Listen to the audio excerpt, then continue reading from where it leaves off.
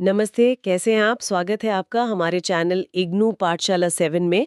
आज हम शुरू करने जा रहे हैं चैप्टर राजनीतिक सिद्धांत के दृष्टिकोण के ब्लॉक से यूनिट 7, जिसका नाम है उत्तर आधुनिक। आज हम जिस विषय पे चर्चा कर रहे हैं वो आधुनिकता और प्रबोधन यानी इनलाइटनमेंट के विचारों पर सीधे सीधे सवाल उठाता है। जी। यह स्रोत यानी आपकी इग्नू की किताब का यूनिट 7 हमें बताता है कि उत्तर आधुनिकतावाद कैसे ज्ञान, शक्ति और भाषा के बारे में हमारी समझ को चुनौती देता है। तो चलिए इसे खोलकर देखते हैं।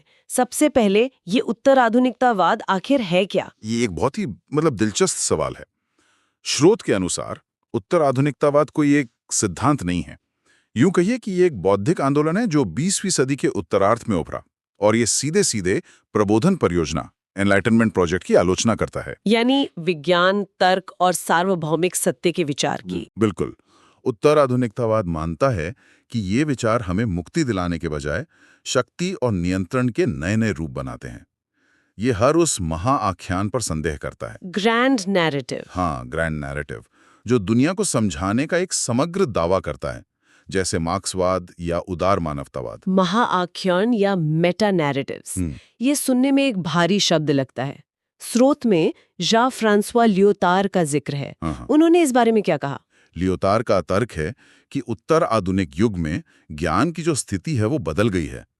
अब ज्ञान सिर्फ ज्ञान के लिए नहीं है, बल्कि बेचने के लिए उत्पन्न किया जाता है। एक वस्तु की तरह, एक कमोडिटी। सही कहा, ये एक वस्तु बन गया है। लियोतार कहते हैं कि जो इस ज्ञान को नियंत्रित करता है, असल में वही राजनीतिक नियंत्रण भी रखता है।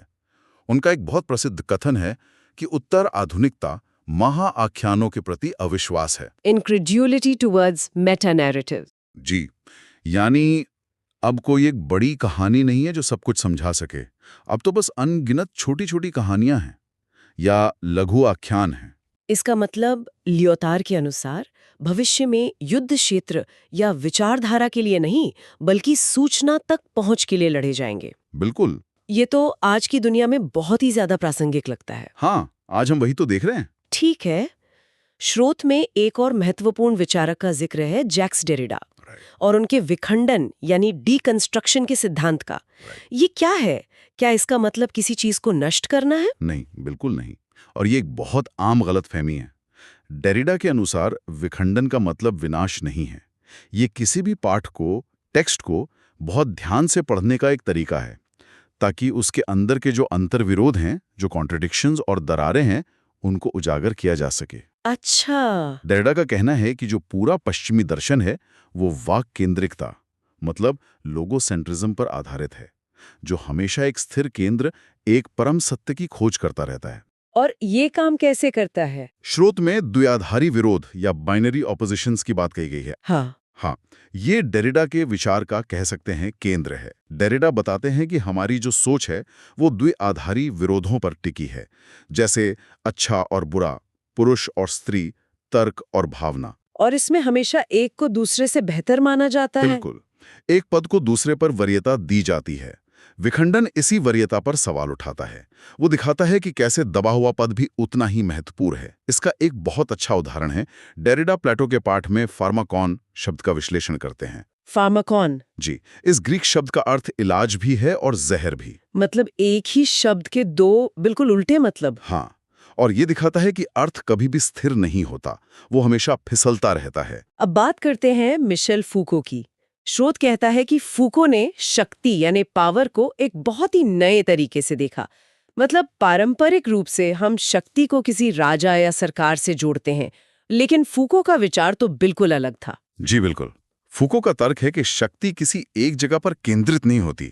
ऐसा नहीं है कि वो किसी राजा के मुकुट में या संसद में बैठी है, बल्कि यह पूरे समाज में फैली हुई है। और ये सिर्फ दमनकारी, रिप्रेसिव ही नहीं, बल्कि उत्पादक, प्रोडक्टिव भी है। हाँ, यही उनका सबसे अहम बिंदु है। शक्ति सिर्फ ना नहीं कहती, वो चीजों का निर्माण करती है। वो ज्ञान का निर्माण करती है, विषयों का और सामाजिक व्यवस्थाओं का। फूको शक्ति ज्ञान, पावर नॉलेज की बात करते हैं।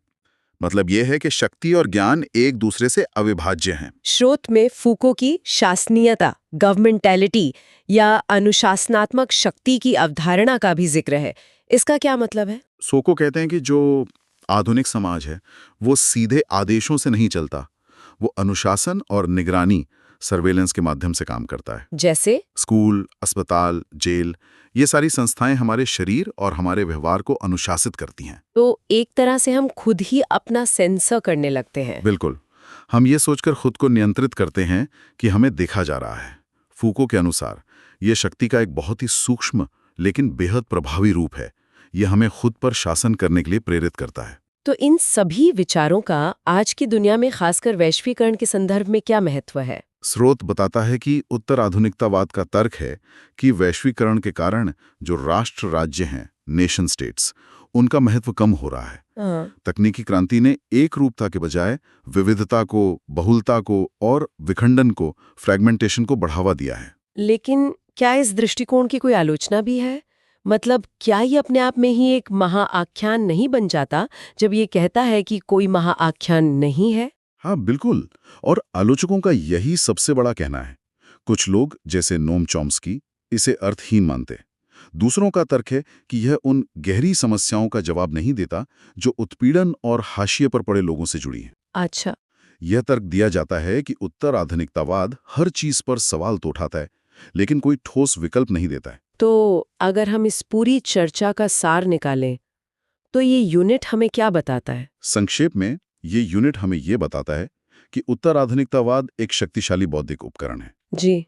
यह हमें स्थापित सत्यों, सार्वभौमिक सिद्धांतों और शक्ति संरचनाओं पर सवाल उठाने के लिए प्रोत्साहित करता है। ये हमें लियोतार के माध्यम से महाआख्यानों पर संदेह करना सिखाता है। जी, और डेलिडा के माध्यम से भाषा के भीतर छिपे अर्थों को विखंडित करना, और फूको के माध्यम से शक्ति के सूक्ष्म रूपों को पहचानना सिखाता है। तो इसकी अपनी सीमाएं और आलोचनाएं तो हैं। हाँ हैं, लेकिन यह राजनीतिक सिद्धांत को समझने का एक बहुत ही महत्वपूर्ण दृष्टिकोण प्रदान करता है।